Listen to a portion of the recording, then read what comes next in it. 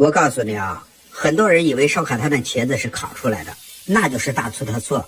其实蒸出来的茄子更好吃，而且做法特别简单。树上摘下来的茄子，水开上蒸锅蒸15分钟，蒸好以后从中间给它发一刀，用我吃饭的勺子给它摊开。